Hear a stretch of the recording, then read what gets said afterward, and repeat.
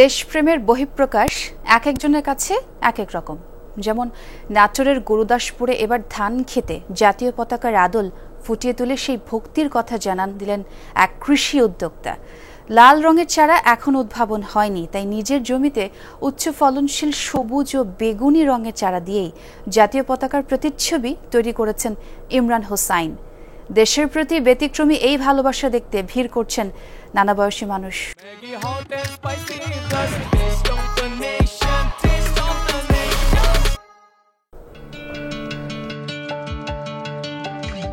গাঢ় সবুজের মাঝে লাল রঙের মতো বৃত্ত, যেই বৃত্তে এই বদ্বীপের যাবিত জীবন আষ্টেপৃষ্ঠে বাঁধা।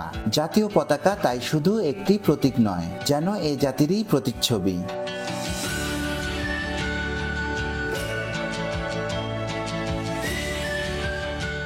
পতাকার সেই সুজলা সুফলা শস্য শ্যামলা যেন এদেশের মাঠে ঘাটে পথে প্রান্তরে। সেই সবুজের সমারোহ ধরে চলতে গিয়ে হঠাৎই চোখ আটকে যায় এক ধান খেতে। শস্যের মাঝে দেখা মেলে জাতীয় পতাকার প্রতিফলন। পতাকার মতো ধানের জমি আসলে দেখতে অনেক সুন্দর। আমি এরকম বাংলাদেশের পতাকা ধানের জমিতে আমি কখনো দেখিনি। দেখে আমার খুব ভালো লাগলো। এখানে অনেক দূর দূরান্ত থেকে লোক এসে দেখে যাচ্ছে। জাতীয় পতাকা যদি হয় জনপদকে তুলে ধরার ক্যানভাস, তাহলে জাতির আরেক পরিচয় কৃষিভিত্তিক অর্থনীতি।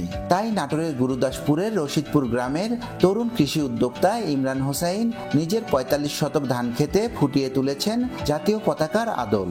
সবুজ অংশে ব্যবহার করেছেন লং বাসমতি ধানের চারা, আর লাল রঙের চারা উদ্ভাবন না হয় মাঝের বৃত্তে লাগানো হয়েছে পার্পেল রাইস। কৃষিতে কিভাবে উন্নতি সাধন করা যায় সেই চিন্তা থেকেই আমি কৃষিকাজ করি।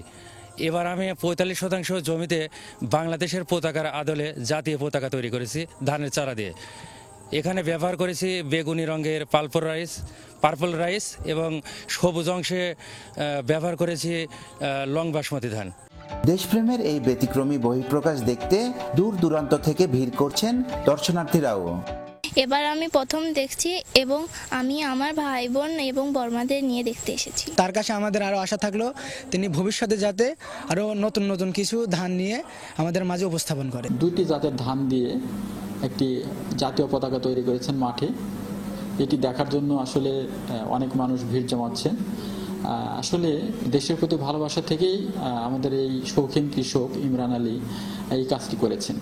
পতাকার লাল রং অবশ্যই ত্যাগের প্রতীক, কিন্তু কৃষকের লাল রক্ত যে ঘাম হয়ে মেশে এ মাটির সাথে। তাই এমন উদ্যোগ কৃষিতে নতুন প্রজন্মকে উৎসাহিত করবে বলেই আশা সকলের।